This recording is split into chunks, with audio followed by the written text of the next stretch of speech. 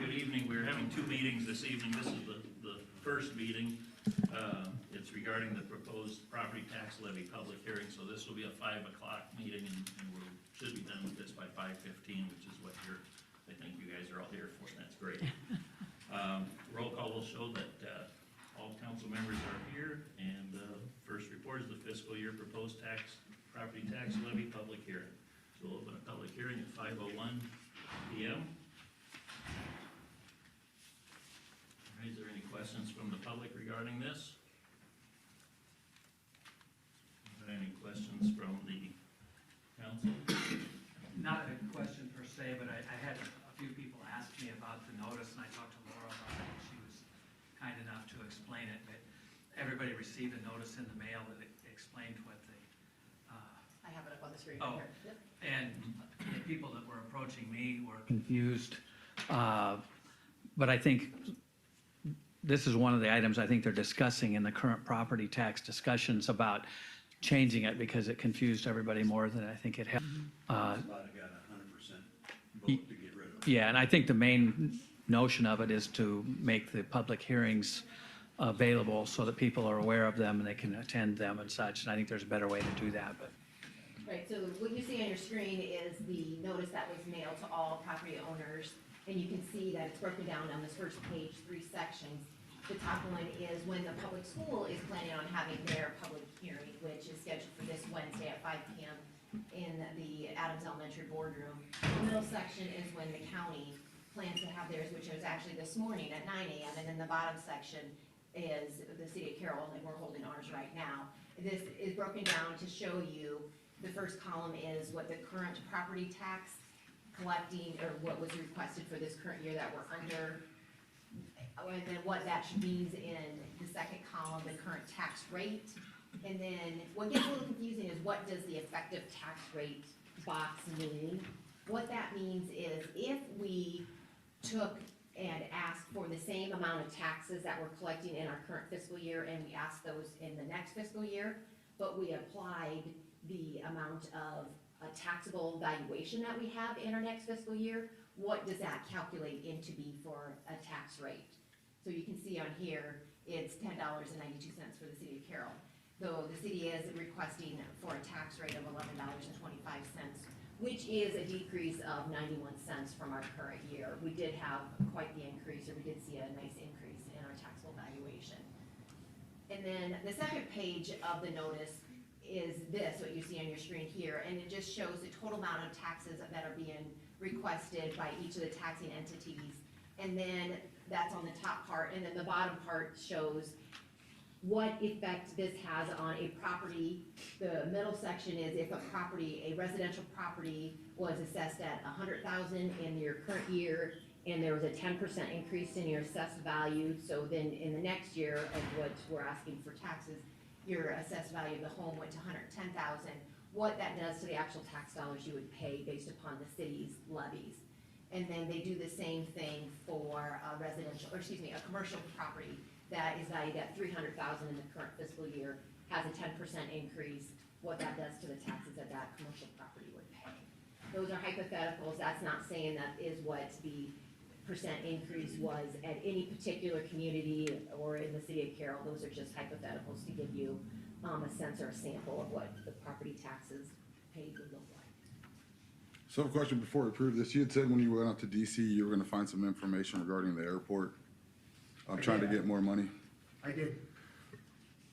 And are we getting more money or? I can't answer that one yet. Okay. It was a good conversation. And then as far as the information I called you before you'd left, as far as the FAA giving us some type of data on large-sized jets landing. I don't have that information yet either. They Okay. gave me a contact. We met with the Department of Transportation. We did not meet with the FAA. But he did, I sent him an email today again reminding him, hey, you were gonna put me in contact with somebody with the FAA. I have not got a response Okay. back from that yet. All right, thank you. All right, anything else? So then just as a reminder, for the remainder steps in our budget process is to finish out this public hearing. And then during our regular council meeting, there is an action item to set the public hearing on the full budget for, to hold that public hearing on April 13th. 16th, and then the state forms and everything are to be filed with the state by April 30th. I guess what, and we won't approve this budget until the house closes, correct? It'd be before that. Yeah, we'll finalize the budget and it has to be submitted by the end of April. Yes. What they're And they dealing with. close the 27th, right? 21st. 21st? So Well, but they can go after that, but they don't get paid. why wouldn't we approve it on the 27th then? Because then we at least, if it does close on time, we know where we're at. Because our normal council meetings are the 6th, or, well, they are the 13th and the 27th, but Yeah. depending on if you've got issues with submitting, stuff like that, it's easier to make sure you have plenty of time to submit that stuff to the. Because as Laverne brought up the last meeting that we possibly could be down $1.2 million. Well, that's on the Senate bill. That's not on, there's 5 things going on down there now. 3 of them, the House of the Governor and the Senate are on 2% maximum dollars. That's where this would come into effect. The That other would one, affect this budget. Yeah. If they make any Okay. changes. or to that would affect next year's. The next year's Okay. budget, yeah. All right, that makes sense. And the other 2 are totally something different. Okay. I think it does affect this budget just because we have to plan, you know what I mean? It kind of does affect this budget because You could say for. planning if we're gonna be purposes. down $1.2 million next year, then we probably don't wanna, you know what I mean? Part of budgeting is making sure that you know your known variables in the future, what minimal you can know, and then you base your budget off of that. I mean, that's how When do you have to submit that? The budget is due by April 30th, so the state. I don't know how, And, they may go, you can't guess Okay. that when right, they're Yeah. done. I don't know. They haven't even started on their budget yet. Yeah, I know, so, okay. That's all I wanna cover here. All right, let's close the public hearing at 5:08 PM. And we need to have a motion to adjourn this meeting. So move. Second? Jason, Jeff seconded. Roll call, please. Pastor, Yes. Bauer, Yes. Taylor, Yes. Dirk, Yes. Seaman, Yes. Atherton. Yes. We are adjourned. All right, good evening. It's now 5:15. It's time for our regularly scheduled meeting. Please rise for the pledge of allegiance. I pledge allegiance to the flag of the United States of America and to the republic for which it stands, one nation, under God, indivisible, with liberty and justice for all. All right, roll call will show that all members of the council are in attendance. So the next line of item in the agenda is the introduction of an oath of office for our new police officer, Patricia Walterman. It's my pleasure to welcome you to the force. And I guess you can't do that unless we come and administer this oath, so please approach the front here.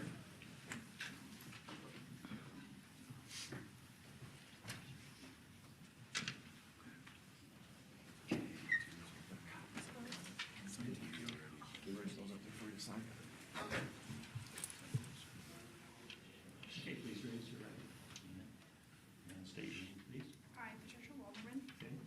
You solemnly swear that I will support the Constitution of the United States solemnly swear that I will support the Constitution of the United States and the Constitution of the State of Iowa, and the Constitution of the State of Iowa, and that I will enforce the laws of the United States, and that I will enforce the laws of the United States, the State of Iowa, the State of Iowa, and the City of Carroll, and the City of Carroll, and that I will faithfully and impartially, and that I will faithfully and impartially, to the best of my to ability, the best of my ability, discharge all the duties of a police officer discharge all the duties of a police officer of the City of Carroll, of the City of Carroll, as now as now or hereafter required by law. or hereafter required by law. Okay, well, congratulations to you.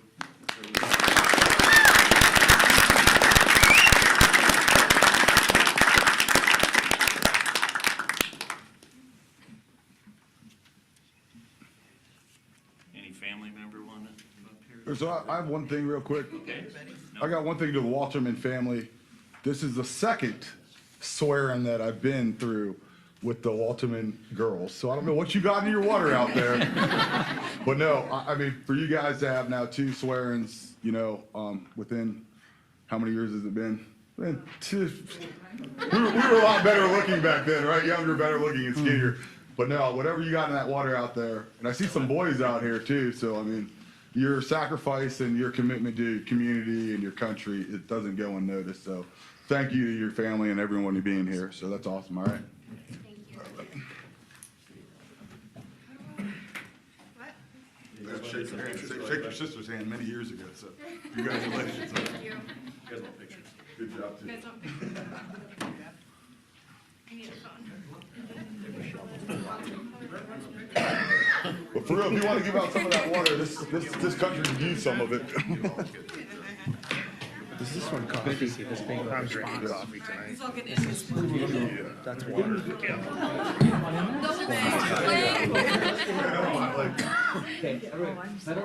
You guys remember Maxim used to have it like the picture of like the random black dude? Some people send pictures. It'd be like all these people. And then like a random black dude. It was a whole thing, so like when I was younger, I used to always try to be the random black dude. Everybody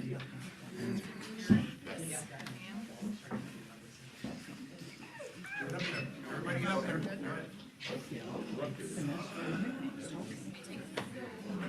Somebody told me about shit around the crowd. Everyone called me Frank. What? No. Ask Big Mike. I used to have a friend named Jack. All my friends. Jack went out with these guys. Well, I said, I'm gonna go eat lunch with Jack. Which one? Chinese Jack or white Aww.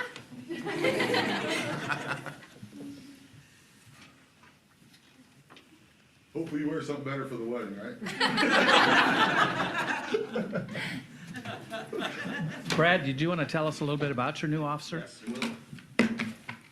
Okay, the mayor kind of introduced her. This is Patricia Walterman. She started today as her first day, so she's got a whole 8 hours of service in for us already before tonight. So she'll start the academy on May 4th. May 4th, I think that's the Monday. It's 16 weeks long at Camp Dodge in Des Moines, and of course she's got a large family in the area, so we're happy to have local people. Thank you, Brad. Yes, thank you guys. And there's a GMC Denali running around pickup if you want your first arrest. That's why I was asking what kind of car you drove. All right, thank you very much again. Congratulations. We'll move on to the fiscal year 2024-25 annual financial statement audit. Jennifer, you like to come on? This is Jennifer Walkup. Guys, you can feel free to leave too unless you Yeah. want to sit through a very, very boring meeting. Hi, Jenny.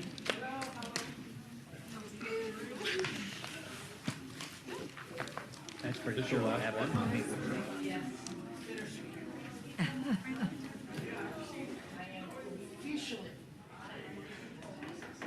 Well, you said that last time. You're just fine. You're just finally getting good at it, Jenny. I know, it's been 5 years since I've been officially retired.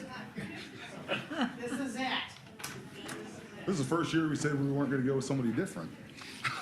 We're gonna get somebody different. Almost, we almost got somebody, but that was our first year, and since this is our last, thought maybe I should do it.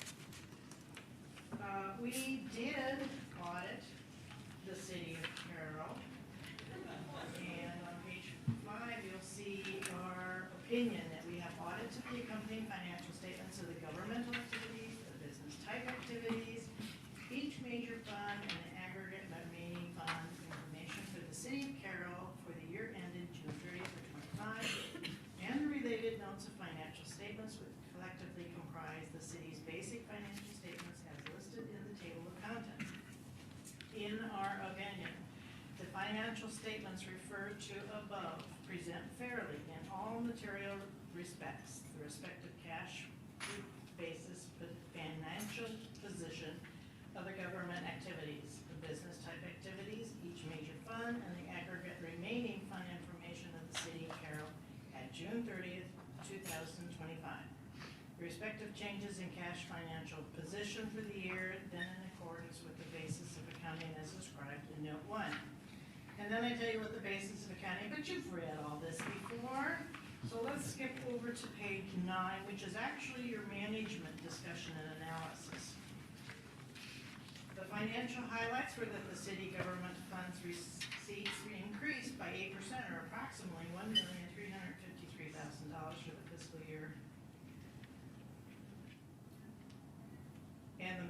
reasons for this increase was the capital grants and the contributions received, and more debt was issued in fiscal year '25. The disbursements of the city's governmental activities increased $655,000, or about 3.3%.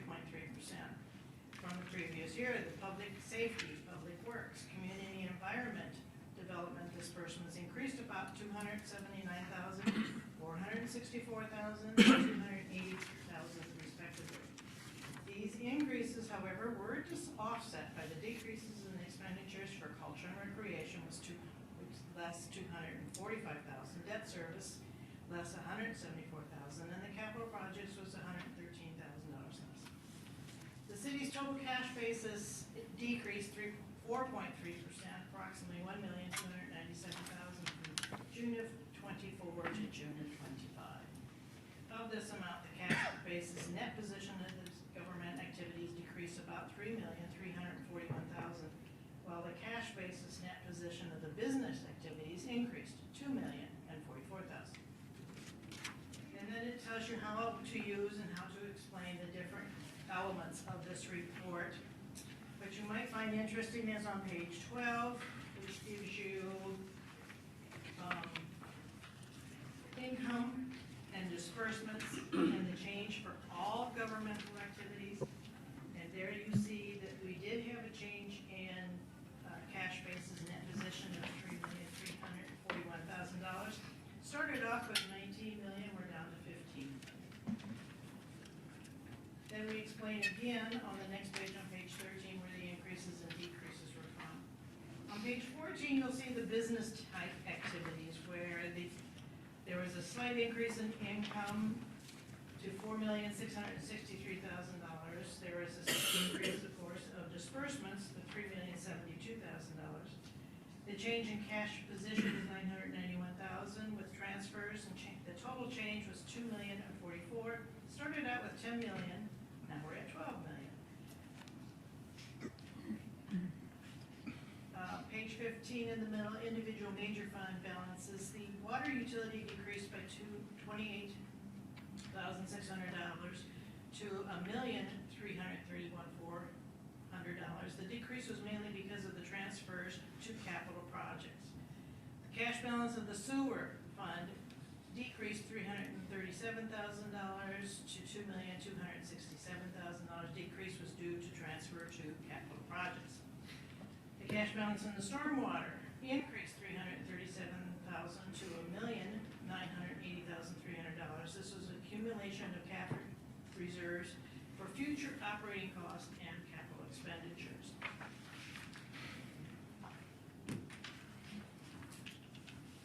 Budgetary highlights, we'll skip to the back. Last paragraph, after the budget amendments, the city's revenue was about $1,346,000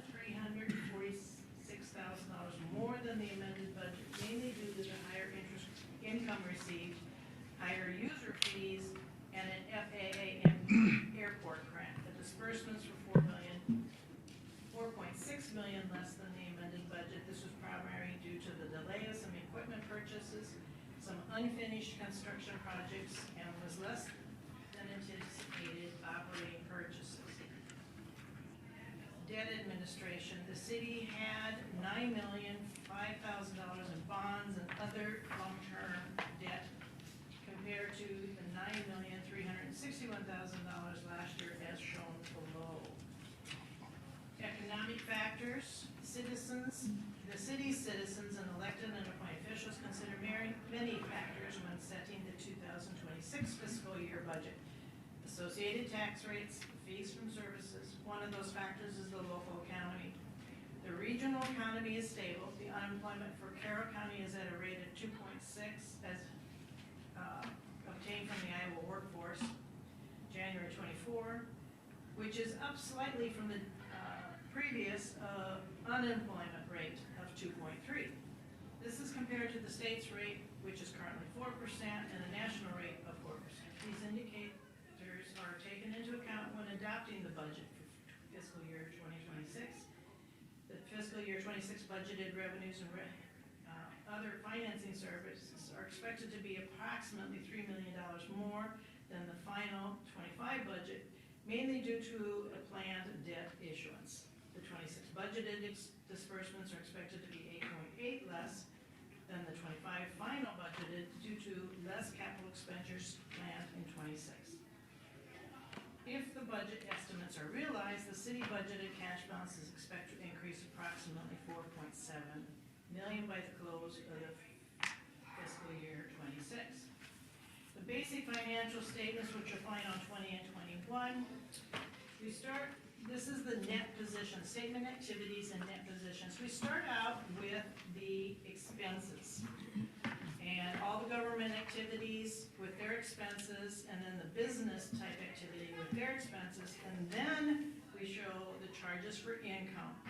Any program revenues such as operating grants, contributions, and restricted interest, and then capital grants, contributions, and restricted interest.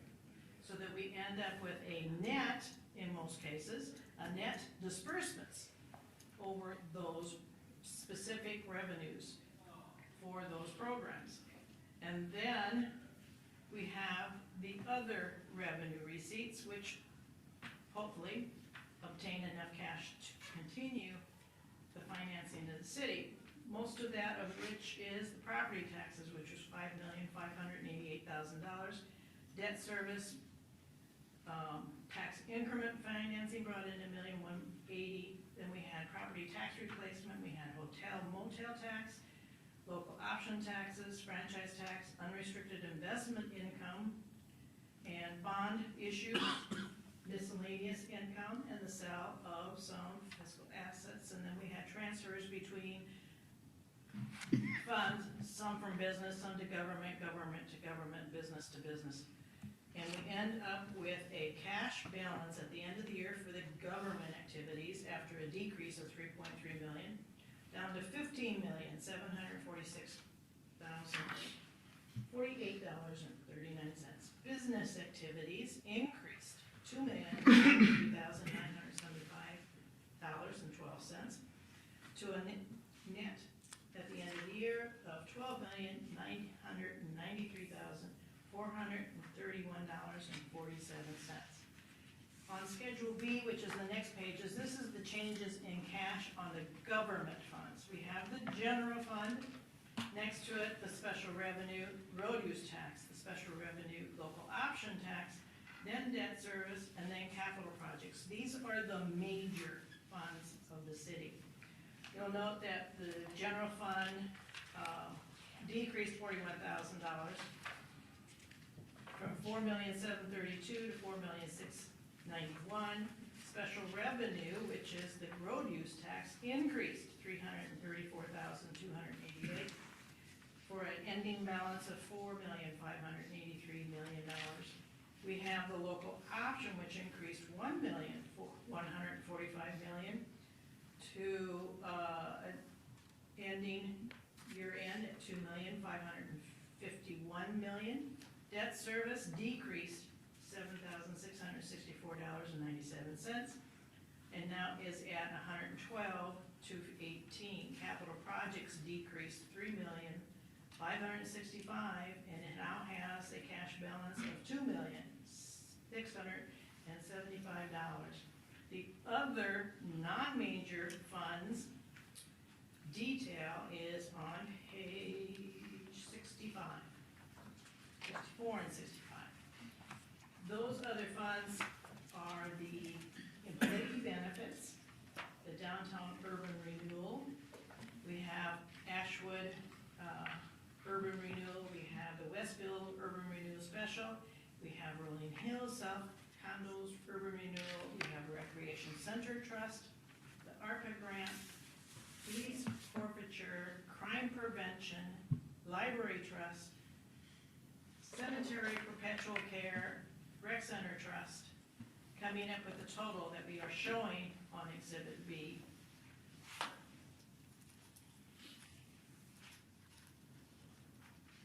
And then we have the governmental, or the proprietary funds on 26 and 27.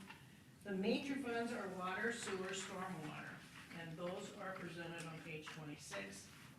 We have a deficit for the year in water and in sewer.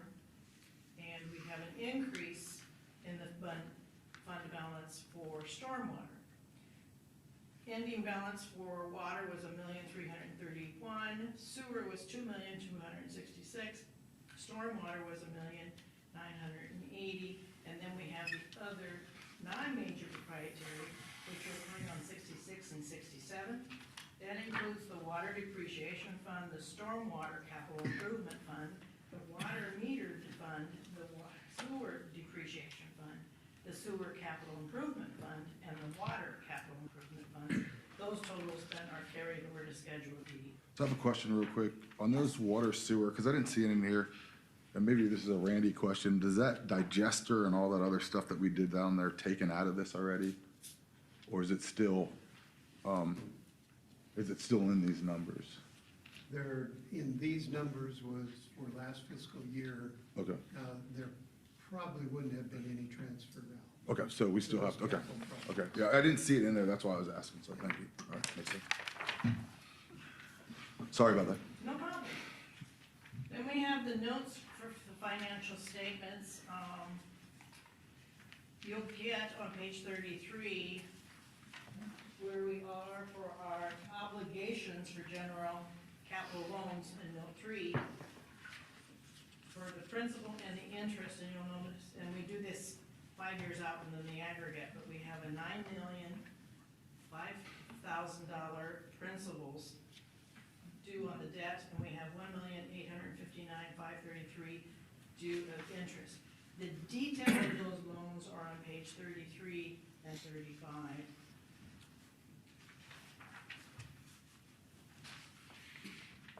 Randy, what was the cost on that water thing? The digester, do you know off the top of your head? The digester That whole project down there? contract, Yeah, I remember, because there was money moved in and out of there for various things. I don't recall offhand. Okay. All right. And then you have the rest of the notes of the financial statements. The budgetary comparison is on page 52 and 53. We have how much we received in receipts and disbursements for the governmental funds, the same thing for the proprietary funds and their financing sources against what we had for the net in actuals against the budget original and the budgeted final. And you'll know we have just two small deficits in the income, one for other property taxes and the miscellaneous, which was less than what we anticipated, of $210,000. You will note that all the disbursements were within budget, especially for capital projects that have gotten delayed a little bit, and so we still have that money to spend for the future years. And then we have the Irish retirement information, which we'll just skip over. Schedule 3 on page 68 and 69 is the schedule of indebtedness. It shows where the debt is. The biggest one is the sewer revenue bonds, which started out at $10,998,000, and if you go across the line, we redeemed the balance of those notes, and at year end, that note is done. It is completed. Then we have the capital loan notes 20, 21, 24A, and 24B, and you'll see that we started out, and what we have the beginning balance at the beginning of the year, we issued $1,555,000 on Series 24B, and we redeemed quite a bit on previous notes to the tune of $1,911,000, so that the balance at the end of the year is now $9,005,000, and the interest that was paid in the previous. We have the detailed schedule of debt for the next 5 years on page 70.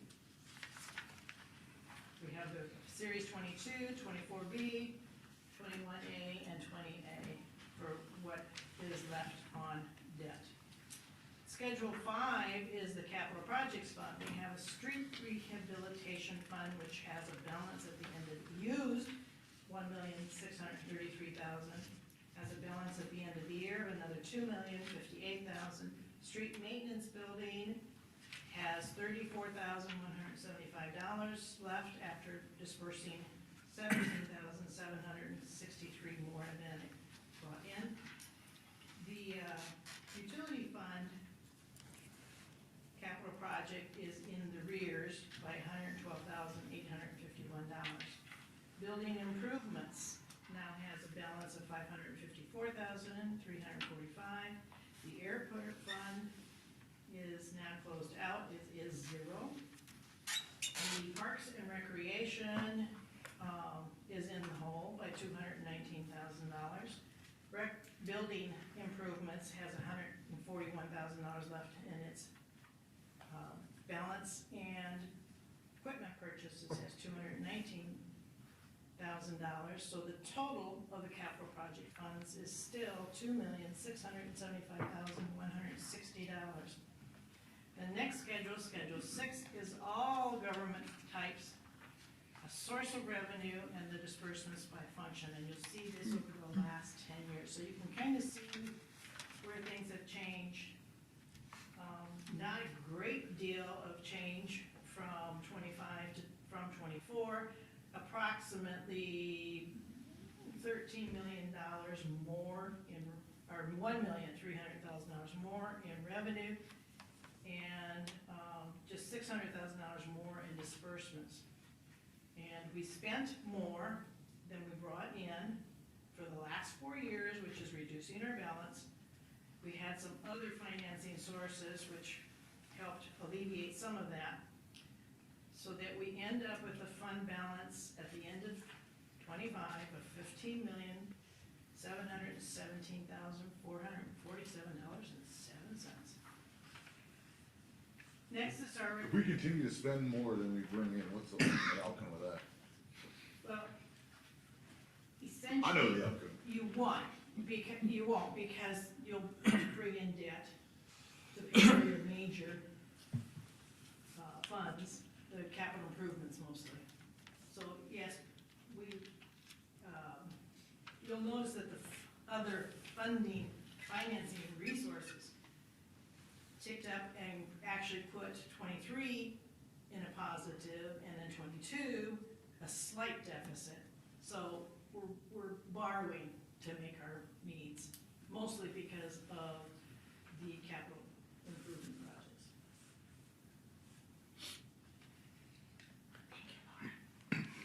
The overall reason for deficit spending has been to spend down our cash reserves, not necessarily because we are deficit spending, but intending to lower the overall balance that we've had. We've done that over the last couple of years, and in this last year, we did budget, or this coming fiscal year, we're doing the same thing to maintain a budget percentage. What is it? What do we normally keep for our cash reserves? In the general fund, 25%. 25%. So we're trying to maintain that 25% cash reserve. We're not necessarily spending more than we take in, or it appears that way during the audit, but that's not in reality what's actually happening. But because here, we're looking at the citywide. Yeah, it's more than just the general fund. Yes. It's a whole bunch of funds, and a lot of it has to do with the timing of debt issuance and spending of those debt issuance funds. The city must run different than any other business I've ever It been a part of. does. Yes, it does. Not a normal That's a crazy, you business. spend more than you have coming in. Any way, It's, shape, no matter or how form. you guys can say that, but like, numbers are numbers. If you spend more than you have coming in, at some point in time, you start to go broke. Like, Oh, yeah. I don't care what type of business or how you do it. If you spend more than less than you're taking in, it is a recipe to be broke. It's a recipe to have a multi-trillion dollar deficit in the US government. Does that make sense? And so like, yeah, I mean, it's.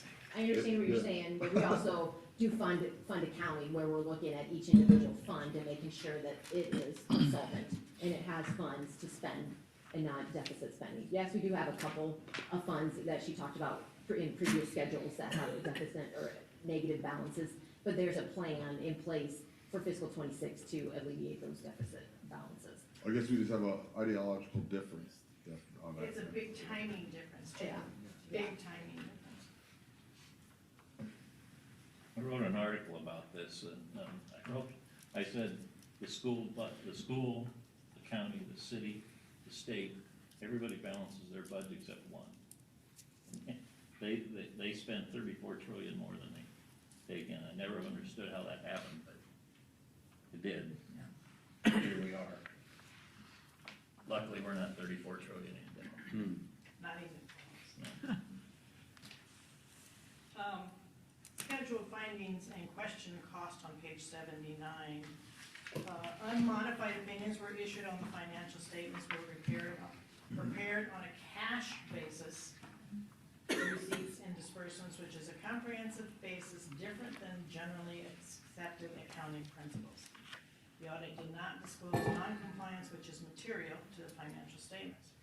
We did have one finding of internal control deficiency during our audit of the payroll records for the fiscal year of June 30th, 25. The payroll taxes did not agree with our findings.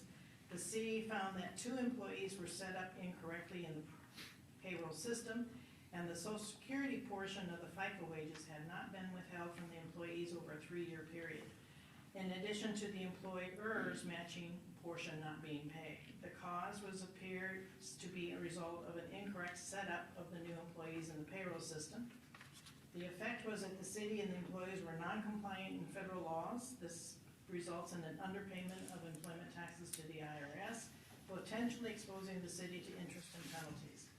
The recommendation was that they implement a formal payroll recognition process to compare the quarterly 41 reports against the individual pay records to ensure that all recorded withholdings are active for all employees.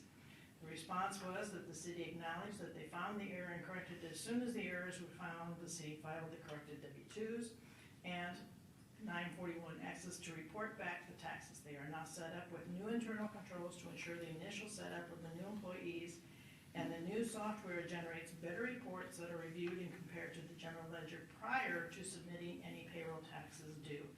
Our conclusion was that we accept their response. And other findings and question cost, naming resolution has been approved by the council, and the maximum deposit amount stated in the resolution were not exceeded in June 30 year end. The certified budget disbursements during the year did not exceed the budgeted amounts per chapter 384.2 of the Code of Iowa, and states in part that public monies may not be expended or encumbered except under an annual or continued appropriation. We found no expenditures of city money for travel expenses of the spouse of the city officials or employees were noted. Business transactions between the city and city officials.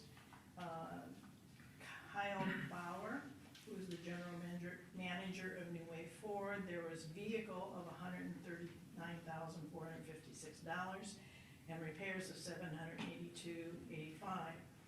The vehicle was competitively bid, and the other employee business transactions did not represent a conflict of interest, as the amounts were under the $6,000 threshold. We have some excess balances. The balances in the special revenue funds, the road use tax, local option sales tax, Rolling Hills, South Condos UR, the Rec Center Trust, the Library Trust, and the Crime Prevention Specialty Projects at the end of 25 were in excess of the disbursements for those funds for the year. And then the capital projects, the building funds, the recreation building, the maintenance building, and the following enterprises: water depreciation, water capital and water meter deposit, and water utility, and water capital and stormwater utilities. The city should consider the necessity for maintaining the substantial balances where the financially feasible, consider reducing those balances in an orderly manner through revenue reductions.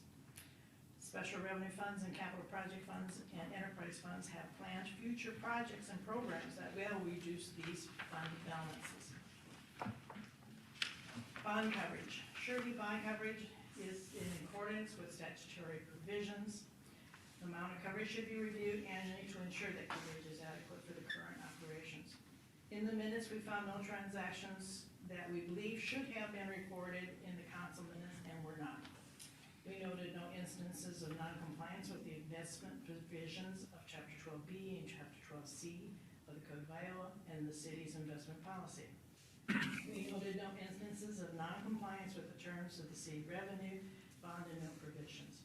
We observed deficit ending balances for capital project fund and recreation in the amount of $219,000, for capital project utility fund and $112,000 at the end of the year. The city should investigate alternatives to eliminate these deficits in order to return the funds to a sound financial position. The deficit in the capital projects Park and Recreation Fund is due to the timing of its receipt from the state of Iowa grant and other donations for that project. The deficit is anticipated to be eliminated in fiscal '26. The deficit for the capital project utility fund is due to the timing of a tax increment project. The city plans to issue debt to be repaid by the TIF collections. The deficit is anticipated to be eliminated when those TIF collections begin in and around fiscal '29. Response accepted. Tax increment financing, TIF, Chapter 40319 and 40322 of the Code of Iowa provides that a municipality may certify loans, advances, indebtedness, bonds to the county auditor to qualify for reimbursement in incremental property taxes submitted in the fiscal year '25. The county auditor provides for the division of the property taxes to repay the certified indebtedness, which provides available increment tax in subsequent fiscal years without further certification by the city until the amount of the certified indebtedness is paid. We noted no corrections that need to be for the TIF certification to comply with Chapter 403 of the Code of Iowa. Also, the city properly completed the tax debt certification forms that request the TIF funds. Urban Renewal Annual Report was approved by the council on November 12th and timely submitted to the state before the deadline. Well, just say thank you. Thank you. We'll miss you. Well, it's been 27 years, so, Really? You can always come back well, and just present. sure. Somebody else's work, probably not. I appreciate being of service to all of you. Thank you very much. Yeah, we appreciate your service too. Like we talked about service with the two ladies earlier, but I mean, it's a thankless job to say the least. So, thank you. Thank you. A lot of work, obviously. A lot of work. When are you Much done? appreciated. When am I retiring? Tomorrow? Now? April 6:30. 17th. Awesome. Pretty close. Really? Wow. Congratulations. You got a church plan? Sure, I have a house in Arizona. Partial. You know, I have to do 6 months and 1 day here in Iowa, and 5 months and 39 days in Arizona. I know he's keeping track. Yeah. Thank you very All right, much. Thanks, Jenny. Thank you. Enjoy it. Thank you. If we could get a motion to accept the audit report.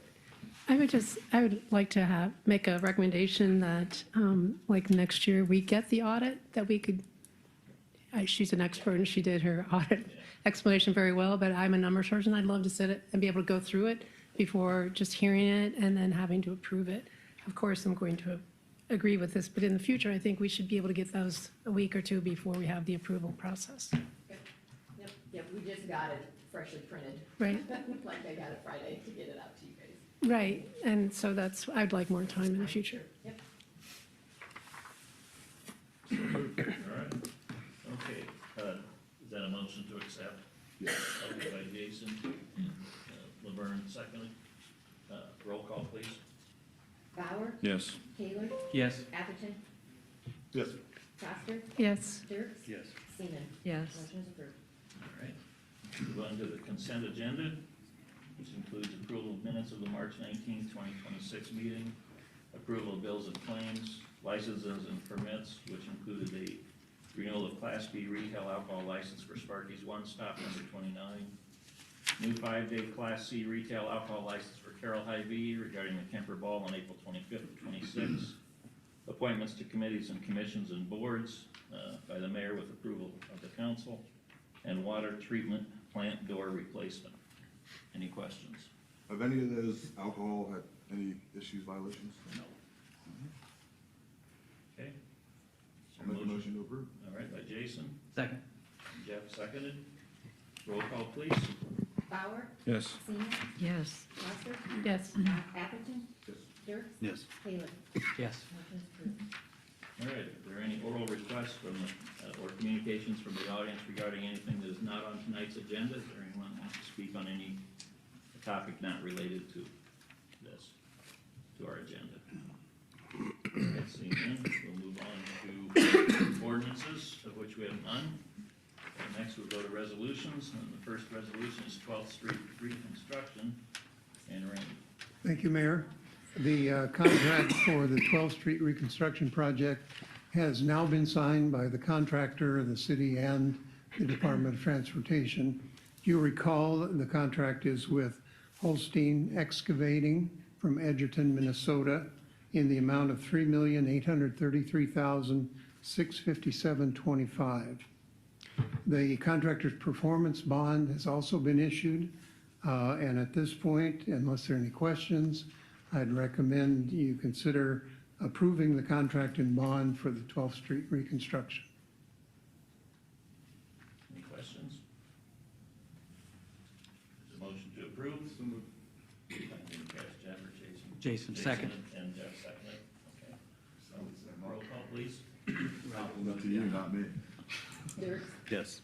Foster? Yes. Atherton? Yes. Seaman? Yes. Taylor? Yes. Bauer? Yes. Resolution approved. All right, next is general obligation capital loan notes, series 2026 reimbursement resolution. And Laura. Yes, thank you, Mr. Mayor. This is in conjunction with the project that we just talked about for 12th Street. There is a likelihood that we will have some expenditures, capital expenditures, contract expenditures, that we will make or pay before we actually issue the debt that we're planning on using to help fund this project.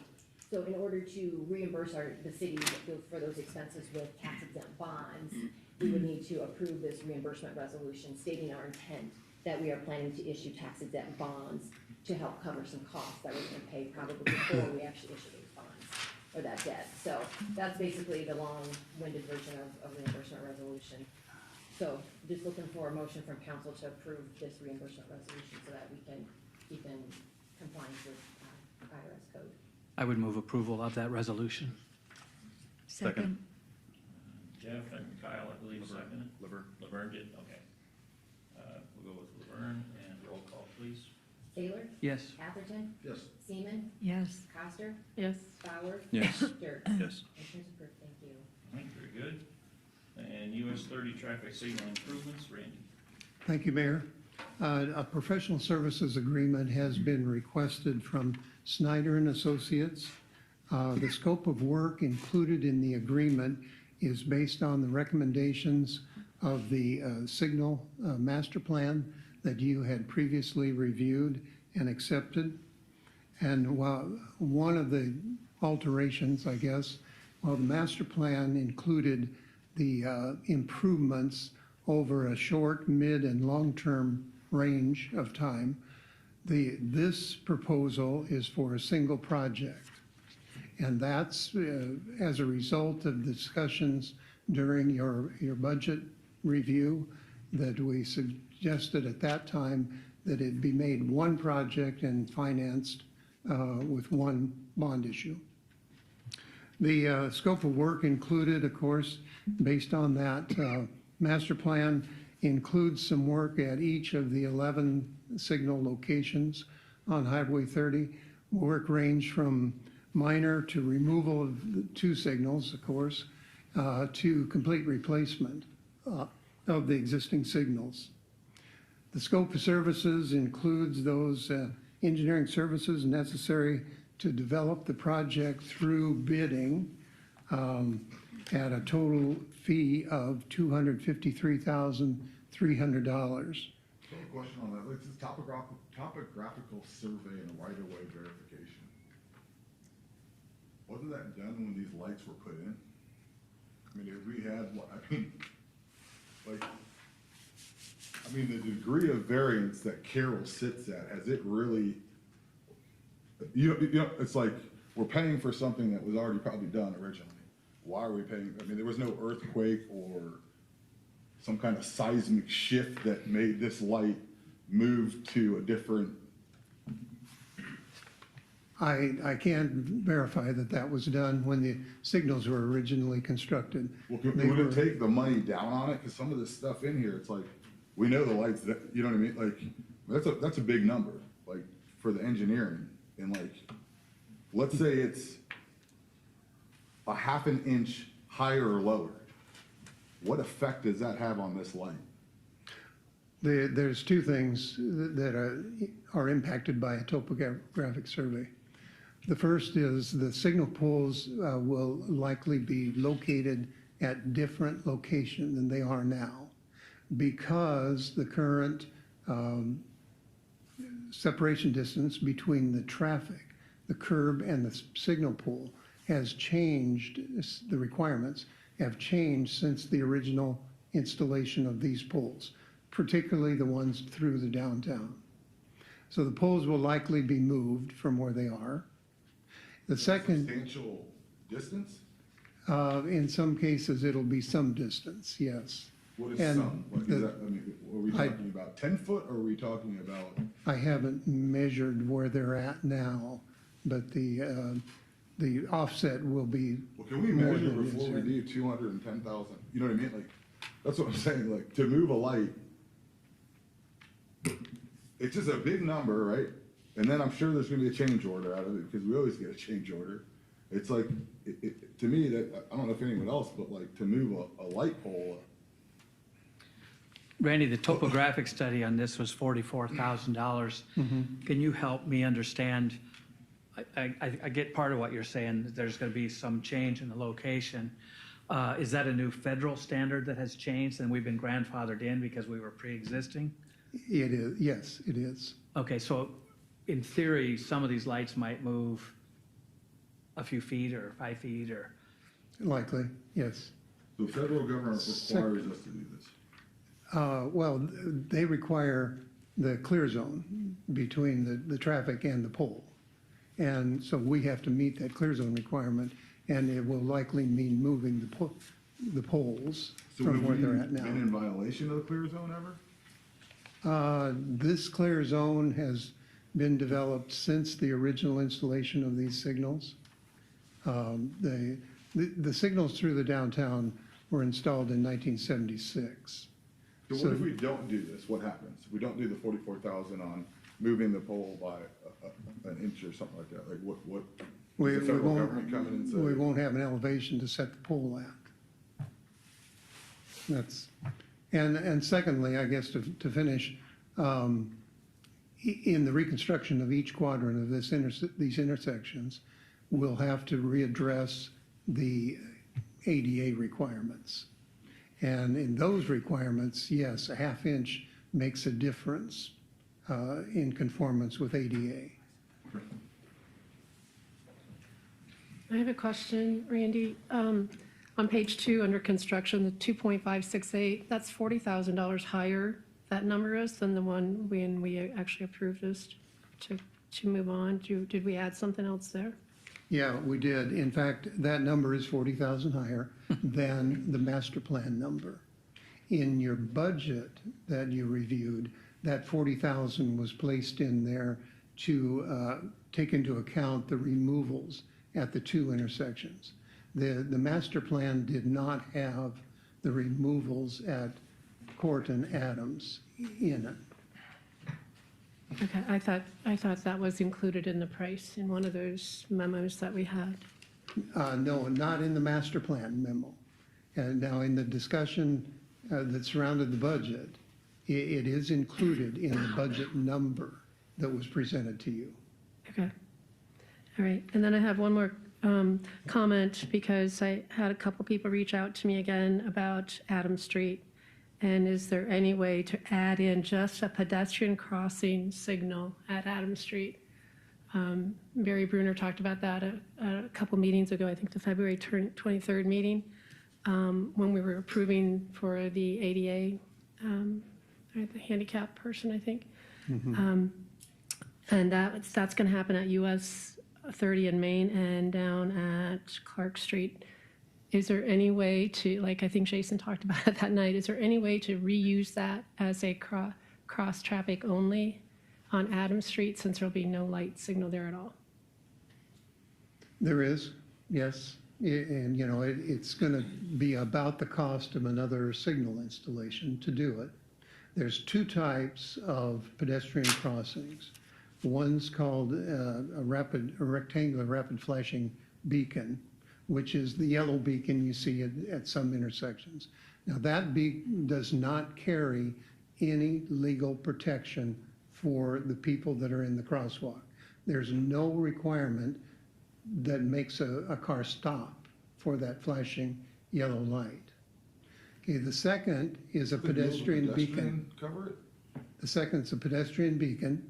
Yeah, I know, but doesn't the Iowa has yield to pedestrian, that doesn't, Not at an uncontrolled intersection, is it? There is a yield to pedestrian requirement, but it's not often observed. I think we've all experienced that. And that's, so there's no protection. Now, I'm getting to the second one, which is an actual pedestrian signal that activates when the button is pushed. And that carries with it a red indication. That's a requirement to stop when that red is illuminated. Now, that can only be done, your current signal system will not handle that second, the red signal. The controller equipment just, it doesn't have the capability to do it. Now, when you upgrade to this project, the controllers will have that capability to do. And if you desire to do it, it sure can be added. It's not in there now, but it is a signal. I mean, it's the construction of a signal, basically to the same level as any other vehicle signal. So another $350,000 to have a pedestrian crossing there. Likely, it would be, yes. So Randy, with this new system, there will be a pedestrian crossing at every other controlled intersection with the exception of Court and Adams? All of, like Main Street, Yes, Carroll yes. Street, West Street? Wherever there's a signal, there will be a pedestrian signal. Okay. I go back to Barry's comments about we're spending a lot of money downtown. We continue to do that. We have a Catalyst grant tonight. And yet, you know, our parking down there is limited, you know, so it'd be nice for the safety of people in the future.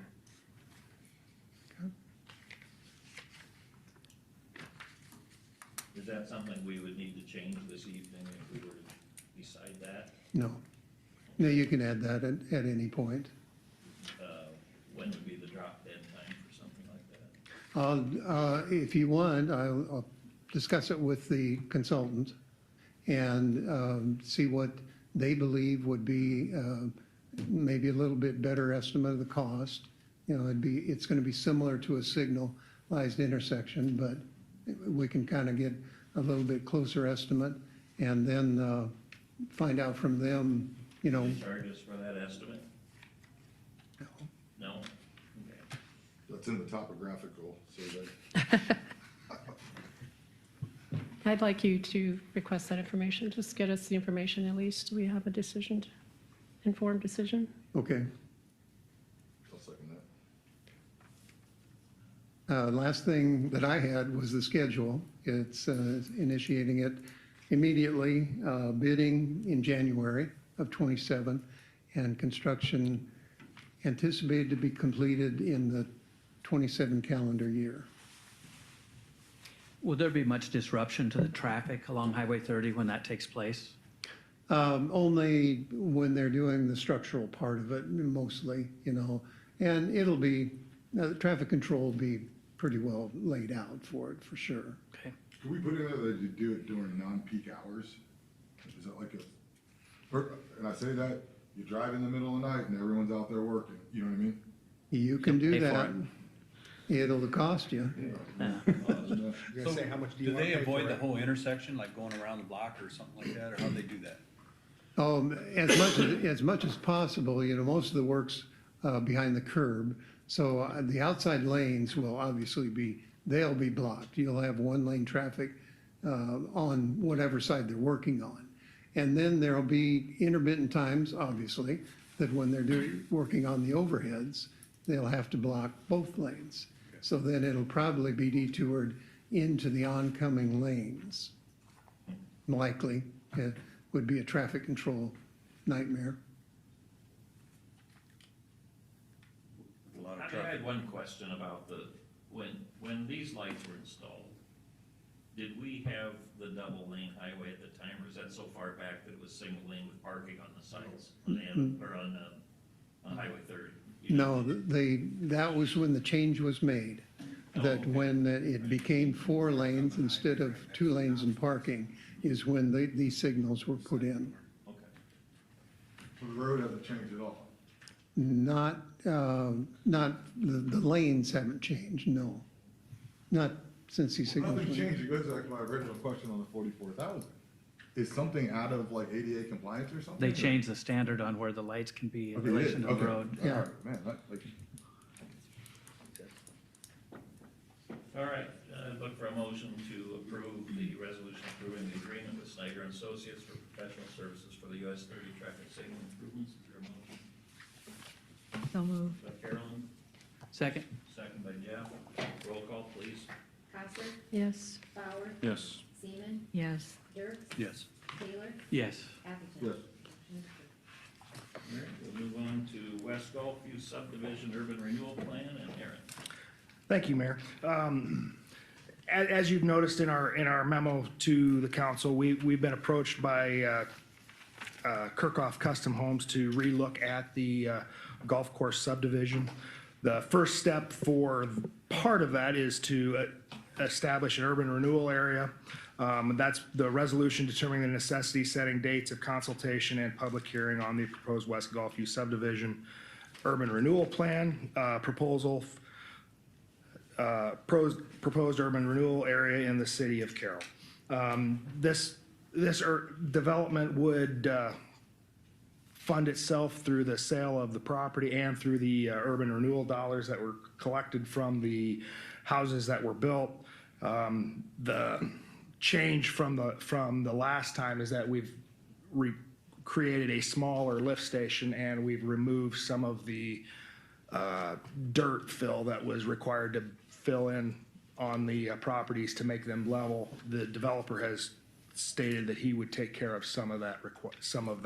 Aaron, what's the consultation, I guess I'm confused. on what An that urban means. renewal area, when putting in a new urban renewal area, it requires the city to hold a consultation hearing with the other taxing entities. Okay. So we'll have a hearing with the county and we'll also have one with the school board.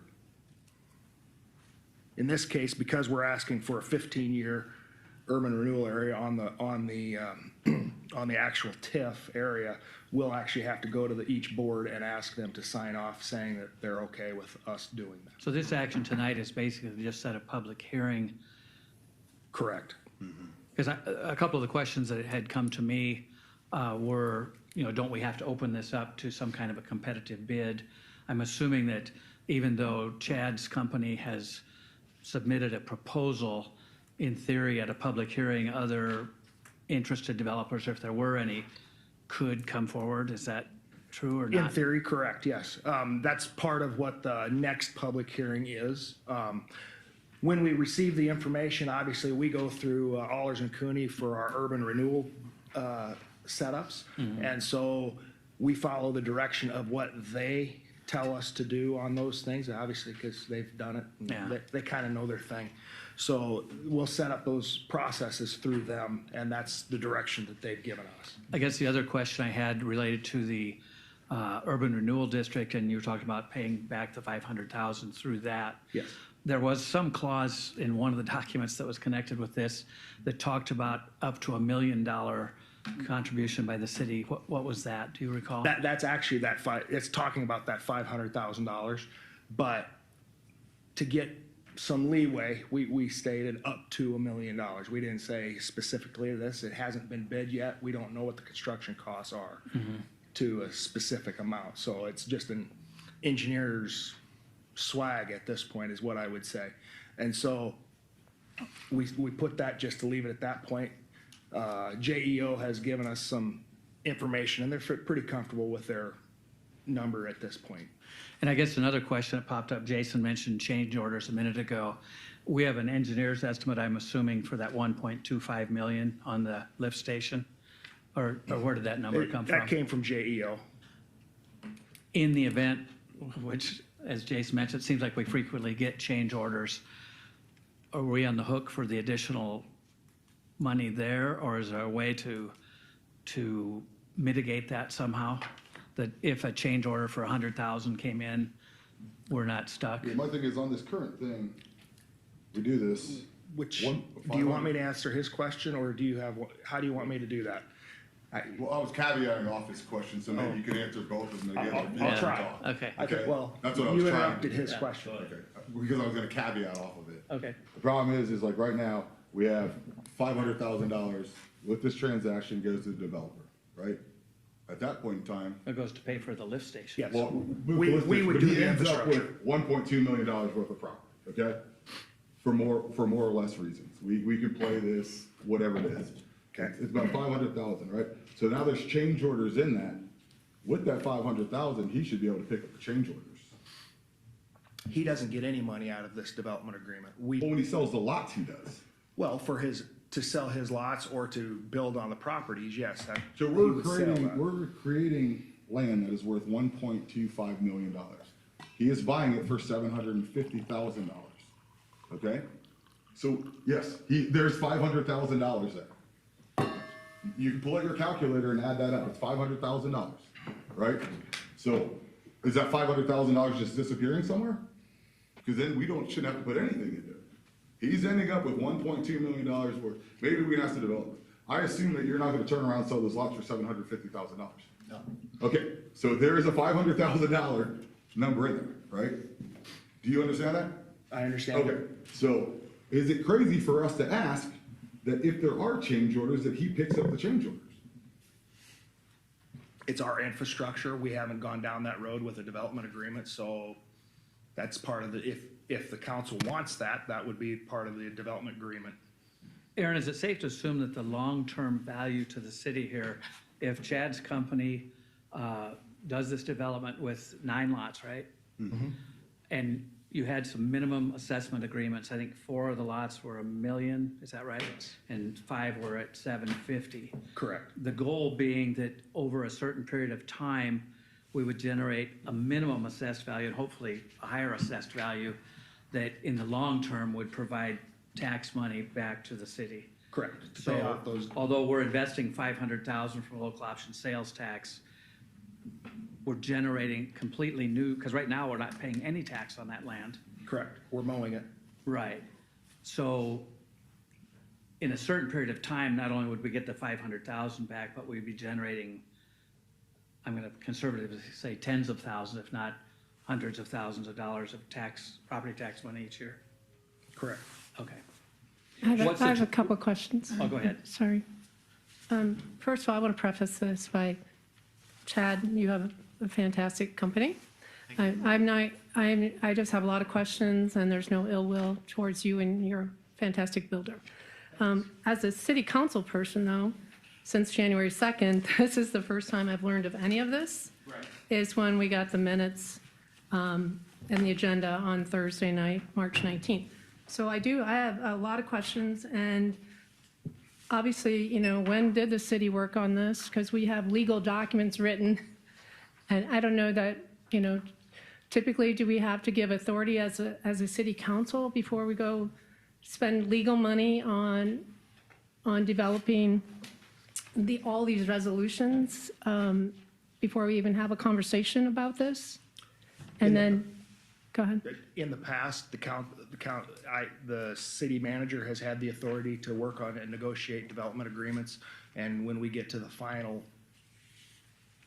approval, that is when those have been brought to the council. But tonight, all we're trying to do is set a public hearing so that we can start pushing the truck Correct. down the road. But this resolution has, whereas the city finds the existence of the minimum assessment agreement will be satisfy the competitive bidding requirement consistent with the Code of Iowa. So then there's no other bidding process. I think all the council members received an email today about, why didn't we open up bids? I couldn't respond because I don't have any knowledge of the project, so. According to Allers and Cooney, they feel like we're following that process and going through the legal process by having that public hearing that we're setting at the next council meeting, I believe. So we're following attorney's But advice. they also wrote documents between the city and Chad. Correct. So their assumption is there's no other bidder. We didn't open it up. Are we going to pay again to have this if somebody else would come in? Somebody else is going to, If the council would change and choose to accept another bidder at the public hearing, then yes, we would have to go back to another development and rewrite a development agreement. Would it be rewriting it or would it just be changing names? It could very well be changing names depending on how it's proposed. How many bidders or proposals did we receive? This was a year or two ago that it came up the last time.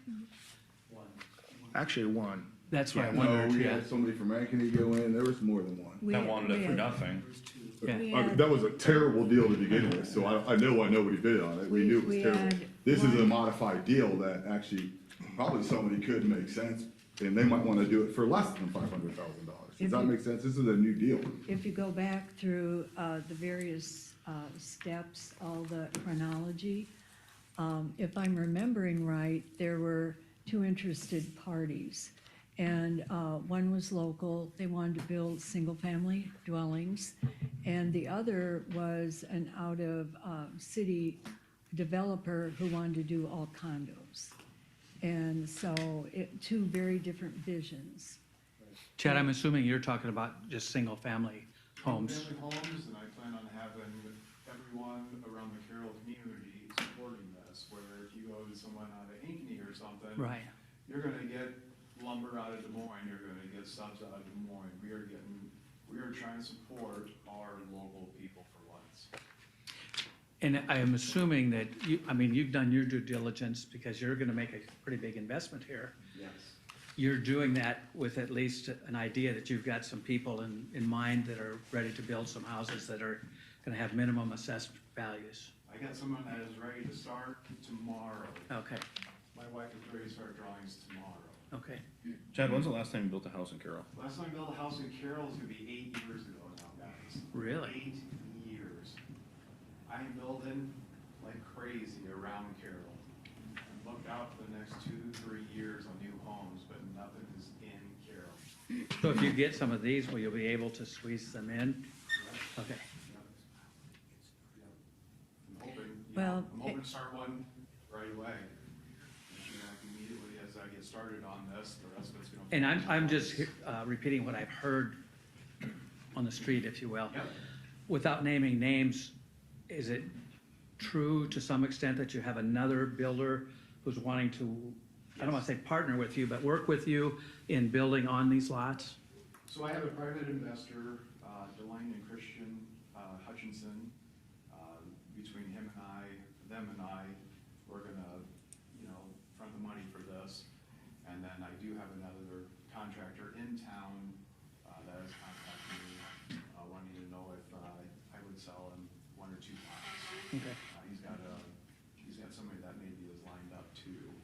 I have not contacted him because I just haven't got back to him because I don't know what's going on. And the reason I ask that is, obviously, the sooner we have structures on those lots. Yeah, the more you can make. Exactly, yeah. And that's why I mentioned the comment about you're not just throwing $750,000 down a hole and hoping something good happens. You've planned this out and you have, I've done a lot of work on this. I mean, I've done work on this when we had the first meeting about it, when I first talked to everyone about it. good. So, and I want to emphasis that you guys do an amazing job. I think that you're in the business of selling houses, correct? You sell houses to the highest bidder, do you not? What do you mean by that? Well, whoever's gonna pay you the most amount for that house. I don't build spec houses. We don't build spec houses, but you wanna get the most amount of money out of that house. Well, I mean, someone comes to me and I get a bid together for them and Yeah. that is what it And is. if they come in $500,000 under what you bid, you probably say no, correct? So the argument is that why isn't this going to a request for proposal? Because have you bought land before? Yeah, Okay, so when you buy land, right, you want to get the best deal, correct? yeah. Okay, but there's a bidding process probably. You gotta put in a bid and they accept your bid or don't accept your bid. I just bought land last year and Mhm. we can't do anything else. Oh, and you put in just, you put in a bid and it sold and nobody else wanted to give it more? Yeah. I mean, when we're dealing with taxpayers' dollars, right, we owe it to the taxpayers to at least have a I mean, bid that's for, fine. you know, It's getting opened up Yeah. in 2 weeks. Mhm. because it's a request for proposal, that's what we've always done. We did a request for proposal on the first deal, and it was an absolute terrible deal, as you know. It was Chad, I awful. think your number for, that you offered for the land is very fair. It's a couple $100,000 an acre. Right. So I think if the city wants to invest and grow, we have to do some of this. Otherwise, we tell contractors, we don't want you to build here. That's not what we say.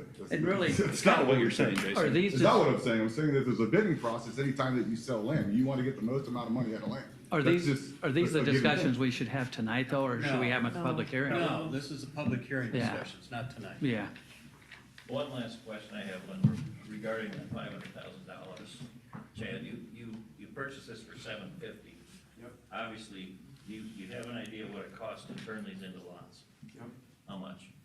Are you willing to talk about that, or? Like what I'm gonna sell them for? No, what will it cost you to make them marketable for you to sell? Is there an expense that you will incur beyond the cost of the lots that you're paying to city? It sounds like, you know, we gotta get gas out there, we gotta get internet yet, and then, it seemed to me like the city was gonna take care of, doing the curb. The customer, whenever we're building Carroll, the customer always takes care of the sidewalks. That's always in the customer's bid. So that's kind of what I'm thinking. You have to subdivide and all that to get it into specific lots, I'm assuming. No, it's already. Oh, is it? It's already Oh, okay, subdivided. nice, okay, good. It's in the documents that came, in this agreement that came between the city of Carroll and Kirkhoffs, right? So on page 6, the construction of the housing units will require a total investment of approximately $7.75 million in construction cost. That's what they're saying those houses are gonna be worth, the 4 at $1 million and 5 at Yep. 750, that's the number. So, but it's like, who's making that accountable? Like, you're not gonna open up your books to us? No, I mean, so, basically, we would have covenants that, you know, just like Deer Creek is got, you know, they have covenants set down there. And so we would do the same thing. We would talk to a lawyer and get covenants set up, that simply states, you know, what needs to be done on these 9 lots. okay. And then for, you're in this contract as well, and it says you guys would be done, you have to be done by December 31 of 2033. The city doesn't have to get their infrastructure done until the end of 27 Okay? in this contract. So you guys would not be able to even start really until 28. That's only going to give you 6 years to build 9 houses. Is that enough time? That should be fine. I mean, we usually do 2, 3, 4 houses a year. It just kind of depends on the size of the homes. Plus you have another contractor wanting to build. Another You're saying. contractor that is gonna do 1 or 2 lots, so. Okay. Also in the same contract, there's no abatement for these, tax abatement for these, like we've done now. We don't do, no, there's no abatement available for these houses, correct? Exactly. But really, the only abatement we've done extended is the 10-year abatement that was in the urban or downtown area where we do an abatement. There's The $75,000 Yeah. abatement on, yeah. residential. And then also, It's kind of they will not, also, would they not be eligible for, it doesn't say anything about here, about the Intel, the housing incentive for 20,000? Is that off the table as well? I don't think we've put that in there, but typically with an urban renewal area like this, they have not been allowed for that. That would be council decision. But that's, again, council decision to put that in. Would that be something we would bring up at the public hearing or at a later date, or? Yeah, council can direct us to put that in at just about any time. Current housing incentive program is written as there's only one portion, or one Of town, yeah. one area, urban rural area that's And we excluded. put how many in the, 10. for next year? Yep. Yeah. And we've got how many left right now? 6. or Five or five. six, I can't remember, 5 or 6. We just Okay. approved one at the last council meeting. Yeah. And those aren't Yeah, so paid that out would till be the fine. houses are finished, so Correct. we're assuming we'll be offering that 4 years from now, or however long it Yeah, takes. that's again, that housing incentive is completely 100% council. It's Sure. the infill housing. Yeah.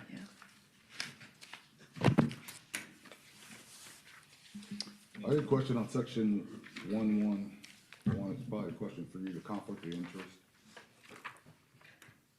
The conflict of interest right here in section 111. Did you go over that? So, like, let's say somebody is conflict of interest on this property, then what? What section are you looking at again? Page 16, miscellaneous, section 11, tax line. It is on the purchase and sale development unit.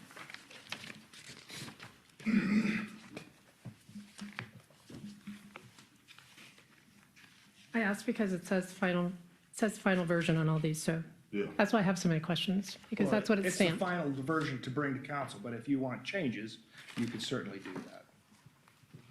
So, and then I guess this is a question Well, for we're not done why, yet. You know, and again, that's why the public hearing is being established, so these items can be discussed. Well, he just said we I- could change items at any time, like even now if we wanted to bring it up.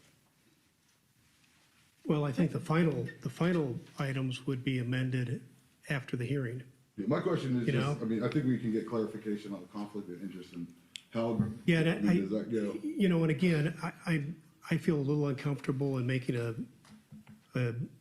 legal decision in public right now at this point. Give me some time. I'll be happy to get back with you, Okay. Jason, I mean, you think the next on this. meeting? or we have a public hearing, I just don't we want to can be put on the spot and, Yeah, no, I okay. want to make a good reasoned decision. Yeah, absolutely. I Yeah. mean, you don't have to give it to me now, that's fine, just if we could go over, do's and don'ts on that. so then this is for probably Aaron and Laura, I guess, on this urban renewal plan. On page 4, it talks about the LMI percentage. So we have to set aside, if we do this, then we have to set aside the 42.3% Correct. of Unless that. the- Is that on the 500,000 or on the 1.2 or? That's the urban renewal dollars that are brought in. That's not the 500,000, the 750, no. The property taxes that are paid, then we take 42% of that, set it aside into an LMI set-aside fund, and then the rest of it is used to pay off our debt. So what's the dollar number? Depends on what the tax dollars are in. I can't give you a dollar number, no idea. Depends on the size of the house. Depends on what's the assessed value of the properties that we're gaining taxes on. But again, right now, we're collecting 0 and we're mowing it. And our hope is we're going to generate at least $7.7 million worth of taxable valuation, Correct. and hopefully more. I get that. I just like to know before. I'm not asking, I I'm just mean, making a like, comment. I have questions. I'm just making a comment. And Just on making a page comment. A1, Exhibit A Sorry. is about the development property, which is the 4.45 acres, plotted as lots 1 through 9, all on the description. It's beautiful. But it also says, and the right-of-way. The portion of right-of-way located within the city limits comprised of Northwest Street adjacent to the development property, continuing south until its intersection with Fairway Heights Drive. Correct. So why does it have to go all the way down there? Because of the infrastructure that we put in. So when we put in the sewer pipe, we have to put that in, that goes all the way back up the hill to the manhole that is, where is it, Randy? Do you? By the clubhouse. By the clubhouse. What, It's on the west side of the road, yeah. north of the retirement center. So, yeah, so in order to do in order to use urban renewal dollars to reimburse us for the original $500,000 that we'll invest into the sewer side of it, we have to have that in an urban, we have to have all of that area in the urban renewal area. So we had to extend the urban renewal area, which is the street, back up the street until we got to the manhole. So is that gonna require a right of way on that property? I don't know who owns Well, the we property already- right there. No, it's in the street.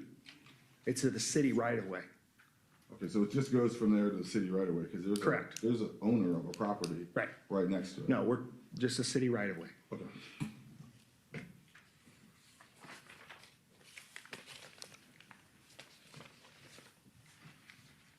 any more for Chad that you know of, for Deb, or anybody else? I guess just one public comment, if I can. It'll be interesting to see how this all shakes out, but I want to commend you guys for taking this step, because I've been coming to these meetings for 40 years now, and it's very infrequent that people come forward and say, I want to do this. I'm going to take this risk from a business standpoint. So I appreciate you guys doing that, and, you know, because you're busy enough, probably, it sounds like, but, you know, I appreciate you guys sticking your neck out to some extent with, and I know you'll make some money on it, I'm happy for you, but I think from a city standpoint, we don't have a lot of areas that are developing right now. Guys, honestly, I'm not doing it for the money, I'm doing it for Carroll. I mean, when Michelle and I get done with this, it's gonna be a feather in your guys' hat. I mean, it's gonna be really, really cool when it's done, and we're gonna build sweet houses out there. You're a businessman. I get, there's a number to that. There is a number, like, and I appreciate you guys. You guys took a deal that was absolutely terrible deal, and and kind of put it together and do somewhat of an ugly pig, right? You know what I mean? It still is, and so, like, yeah, but I mean, you are gonna be compensated, like, businessman to businessman, you're gonna be compensated extremely well on this. And so, you know, you're gonna be compensated pretty well. I mean, I don't know if it's extremely well with the amount of money I gotta stick my neck out. I wouldn't call you a martyr that's volunteering your time, so. You're getting paid for your labor. I commend him for his long-term thinking.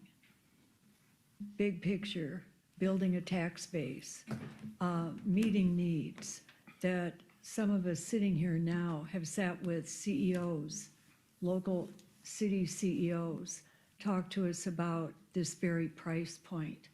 And the former head of Pella was at the meeting and said, we lost 2 engineers who will not move to Carroll because this opportunity did not exist. We have lost one, I'm sorry, no, Chad, you know your business, no. The person I'm working with right now, he's been waiting 3 years to build, and he hasn't, I mean, they want to come to Carroll, but there's nowhere to go. I mean, there's nothing anymore. They've lost executives at recruiting at the hospital. And we're talking like, you know, we're talking people that are gonna bring more people into town. You know, we're talking not low income stuff, we're talking, Right. you know, people that are gonna do good for the community for once. Right, and there is a need, so. I wanted to end go of through, I story. just want the best deal for the city, if that makes sense. That's my Again, job. I have That's our no, job. This no is our ill job. will to this. Yeah, no ill will. But I have, but we have to explain it to taxpayers too, because we're in charge of their dollars as well. And it's nine homes, and the payback's not 6 years, you know, when you add in all the other extras, and if we're over 500, I've been using the number 500, but, you know, if we're only, not even gonna be finished out till 2033, you're not gonna get that tax revenue. The city's not, so, But what you gotta think about is these houses are gonna be lasting for at least 100 years. I build them to last. So you're talking $100,000 a year for the next 100 years. I mean, that's very good return on your money. and what's the square footage gonna be? That I don't have. I was kind of gonna be basing things off of how we did, or how like Redmond's did Deer Creek and Stepsis did Deer Creek. Their square footage, for, you know, what they have figured for their, and that easily takes care of anything that we ever build, so. Okay. And it will, you know, it's gonna depend. The smaller lots will be a smaller house, and the bigger lots, you know, I'm hoping maybe we can get, you know, a house like we're building right now in Reeder or something. Chad, what are the dimensions on the bigger lots? Do you remember? It is. 130 by 200, Okay, and the other ones are 125 by 150. okay. Or 120 by 150. Very Yeah. nice sized lots. Mhm. They really are. It just, you know, I go out there, it just seems like such a waste. It's just sitting there when we could do something with it and we can make some money for you guys. That's, you know, that's what it's all about. So. What do we need then? Just a motion to set a public hearing? Just wanna make sure nobody has any questions. Yeah. Yeah. Okay. Questions? I have questions. Is there some? What? Questions? Chad, go ahead and have a seat. We'll take a couple minutes and then. Do you have questions for Chad right now? No. All right. Sure, Mark? All right, we'll go ahead and let you talk for a little bit here, Mark, 5 minutes like you. Yeah, I get it. And I will, I promise to keep it brief. And Chad, unlike everybody else, admire what you do, admire what you're doing. Right. I know you at arm's length well enough that I can tell you that, we appreciate the proposal. I speak on behalf of mostly myself, but a lot of taxpayers. They just, like a lightning rod. But Mark Beardmore, 2625 Forest Street. Pretty much, I've got a whole litany of questions that we wouldn't be able to cover in 5 minutes. We'll wait for the public hearing for some of those things. I'm open for dialogue with anybody, as always. The question at hand is, are we really considering providing subsidies for $1 million homes? I want that to soak in for just a second. Do we really need to provide subsidies for $1 million homes? Okay? The second part to that is initially, at the best case scenario, if we're providing $500,000, okay, divide that by 9 lots, that amounts to about $56,000 worth of incentives. Right? Sounds doable, let's talk about that. So are you telling me that $1 million home buyer can't come up with another 56 grand to make this work? Let that soak in for a second. You got $1 million, but I just don't quite have that last 56. Think about that. Now, here's the big question. That's, I think, very, very, very important. 2 of the council members had no knowledge of this up until Thursday night. Where did the other 4 sit? Did the other 4 have knowledge of this? You say not? I heard that there were. First you knew of it? No, I heard that there was some discussion. I didn't know You at what level it was at. heard through the street? Yep. Okay. Thank you for your answer. You knew nothing about, you didn't know Aaron I was did working not on know it? that this was coming at this time, no. You guys? A little bit, just because I know Kirkhoff's building my son's house. Okay. But otherwise, all the information I got when I got the agenda. Okay. Same, Chad and I had a conversation, I think, when this first came up, 2 years ago, so. Okay, but none with Aaron or any other city official? No, but I think, if we wanna be involved in every one of these and take his power away from working on some development stuff, why do we have him, Why do we have anybody that works in the economic development sector side of things for us? Here's my point, Kyle, is it, whether or not you agree with me or not, in the public's eye, it's reeks of non-transparency. I think, well, anybody can still come forward with more than 750,000 for Yeah, this yeah. and put a product And there. remember, there was still an offer out there for 750, and I Yeah. don't know where those folks are today on all of this. I Back talked then, the deal stunk. I talked to him. Jason Woodchuck that proposed 750, I talked to him. Okay, he's cool. Yep. Okay, yeah. I mean, they're fine people too. I mean, I talked to him back then too. I had a front row seat for this. This all came to surface when I was mayor, and I'll tell you more about that story later when I got more than 5 minutes. But I guess, the point is, we had 2 council members that could have been approached by a member of the public, and actually was. I mean, one of them said, hey, what's the deal with the golf field? They do nothing about it.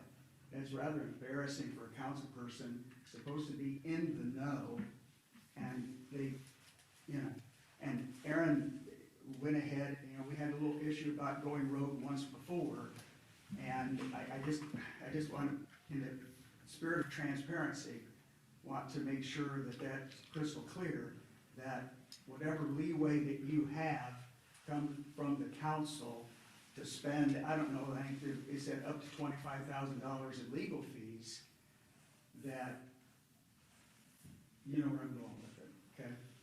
And I've got the numbers on the map as far as when we get paid back, to your question. Well, you can't really have that because we don't know, we know minimums. Oh, yeah, I'm using the minimums, best Okay. case scenarios. No, yeah. that's worst case scenario. Well, best case scenario that it's only $500,000 we're out. I get that, okay. I'm worried about the 500. Mhm. I'm not worried about the 775 million, you know, 7.75. I'm gonna just bring it really quick, but just calculator math. Before the 42%, because I kind of thought that that's what it had to work, but it's a 13-year process to get made whole. I realize those houses will be there 100 years, you know, so on and so forth. But for today's taxpayers, we have to look at 13 years to be made whole, and that's before the 42%, so that almost doubles it. So now we're looking at over 20. Thank you very much. But the taxpayers, Laura did the math, and that's not accurate. but this money's So coming from I would local trust her. option, right?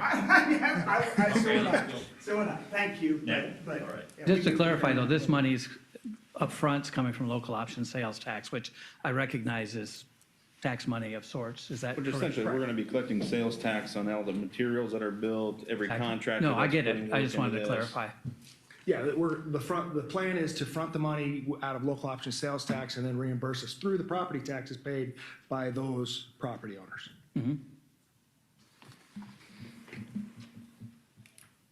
Thank you for coming. Thank you, Mark. We'll look for a motion now for, sorry, I was.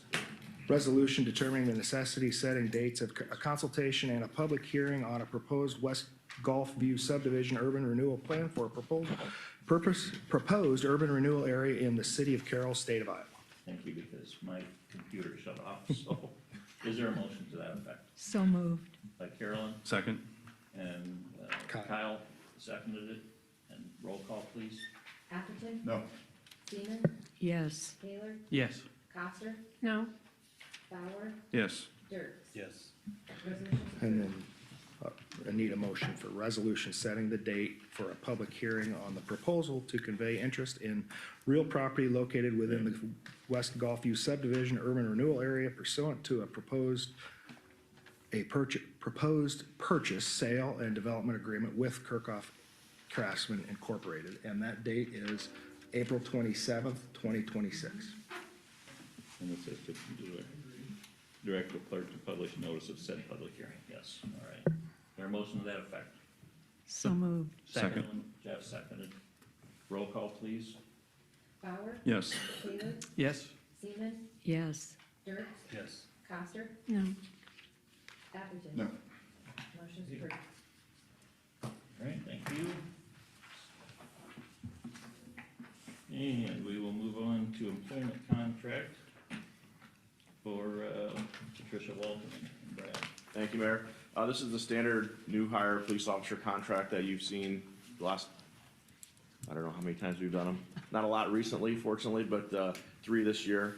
And it's the standard 3-year contract that we have with the officers and every new hire officer that we have that we do put through training. So it's a pretty standard contract, and just looking for your approval to approve the contract with Patricia Wasserman for her position. So moved. Second? Go ahead. Yeah, I got her, Jeff first, so we'll go Jeff. Deb and then Jeff. Jeff was second. Roll call, please. Bauer? Yes. Seaman? Yes. Taylor? Yes. Atherton? Yes. Coster? Yes. Dirks? Yes. Resolution is approved. Okay, Thank you. and we'll move on to, we'll go on to reports and community catalyst building remediation program grant application. Aaron. Yes, as we've done the last 2 years, I believe, we supported an emergency catalyst grant for the former J.C. Penney's building, and then last year we supported a catalyst application for Spencer Kopic and the Flower Garden property. Yeah. We have another application or request to be a supporter of the Four Line Ranch LLC, which is 510 North Adams Street, or the former Anderson Shoe Building. Council, we are asking for council support to approve and to allocate $100,000 from local option sales tax collections, and for the mayor to sign on behalf of the city the letter of intent to participate and the project assurances for the Iowa Economic Development Authority's Community Catalyst Building Remediation Program grant for Four Line Ranch LLC. And we do have the owner of the business and someone from Region 12 that has helped with the grant application process if you have any specific questions for them here also. And this 100,000 is gonna be awarded only if, IDA accepts it. Yep, yes. only if they award their grant, yes. Are you local to Carroll? I actually live, Ralston, Scranton area. Okay. If I could live in Carroll, I would. My husband had, he works We out of got Jefferson. beautiful $1 so- million homes that you can move into. Well, my husband has a job that requires him to be within driving distance of Jefferson, so we were kind of I stuck know a where we're guy. at. See, I'm already giving you a plug, man. Aaron, can you walk me through again on these grants? It's my understanding the state gives a small portion up front and then either incrementally or at the end of the project, whatever is required, and then do we do the same, or how do we pay those out? Our funds normally come out at the end. Is that upon proof of? Completion Whatever. along with Well, not the just completion, documentation. but I mean, do they have to, I would say documentation as far as receipts, this is Yes. what we did and how much we Yes. spent? Yeah, that documentation as far as costs invested into the building have to come back to us prior to our investment or writing a check. IEDA, I believe, may put some money in up front, but yeah, typically their dollars come in more at the end too. And And I'm- actually, that's pretty accurate, isn't it? Yeah. Okay. And you've already started doing renovations over there, huh? Okay. When will you know from the state? When, Hopefully the end of June. June, July 1-ish timeframe is usually when they award that grant. They'd give upfront seed money, but then they'd give the final balance after completion too. And I assume you have a contingency plan in case you don't? Yes. Okay, all right. All good. So moved. I'll make a motion to Make the approve. motion, okay. I'll second. Jason. Good luck. Thank you. Kyle seconded, roll call please. Taylor, Yes, Dirks, Yes. Coster, yes, Bauer, Yes. Atherton, Yes. Seaman. Yes. Motion is approved. Very good. We'll move on to water system pressure zone improvements, Group B booster station. Randy, please. Thank you, Mayor. During the construction permit review, the Department of Natural Resources has required that the oil, grease, and lubricants for the booster pumps in the project be National Science Foundation, meet their international standards. That type of requirement is customarily addressed during shop drawing review, but the DNR has required it to be placed in the contract prior or during their permit review. So proposed change order number 1 has been prepared that adds that requirement to the contract. It's a no-cost change order. My favorite. I've got Should give two. you a hug right now. I've got 2 of them. Unless there are any questions, I'd recommend your consideration of approval of the change order. I would like to approve one no-cost change order. So I will make a motion That's a to approve motion, this. all right? So moved. Second. And Kyle. Kyle was seconded. Roll call please. Dirks, Yes. Seaman, Yes. Taylor, yes, Atherton. Yes. Coster, yes, Bauer. Yes. Motion is approved. All right, we'll move on to water system pressure zone improvements, Group C. Randy. Thank you, Mayor. Again, during construction permit review, the DNR has made some requirements be placed in the contract. These requirements are that the screens over the openings in the water tower be number 24 mesh screen, and that the overflow pipe flap gate have a non-seizing, non-corroding hinges on it.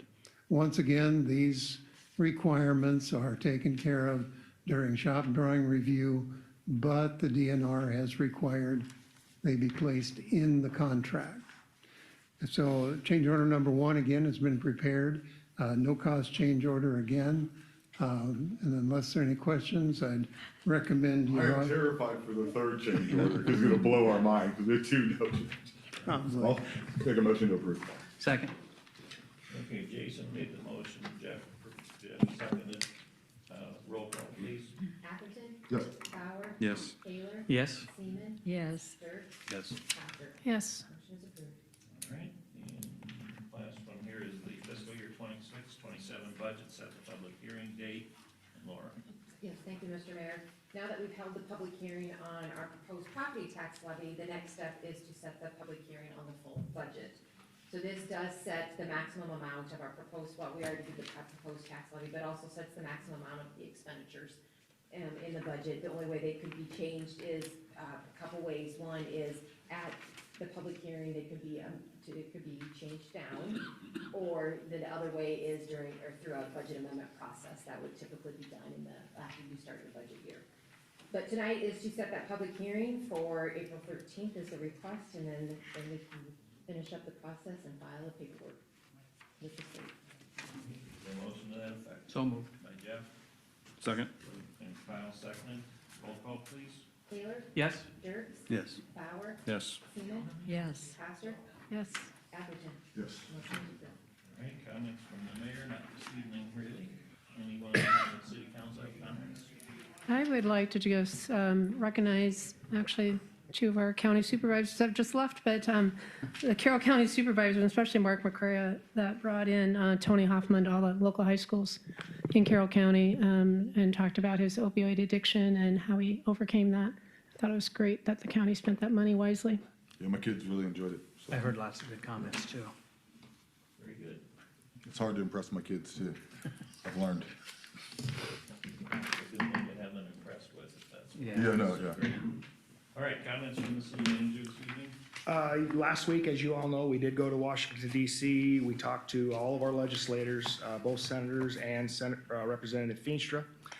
We did talk to someone in Commerce. We talked to someone in USDA. I told them I didn't want any funding from them. We also talked to the DOT, and I know I'm forgetting somebody, but I thought, Health and Human Services for St. Anthony's Hospital. And I think in the process, I think St. Anthony's are trying to read the tea leaves. I think St. Anthony's is going to come out with a couple different wins in their requests.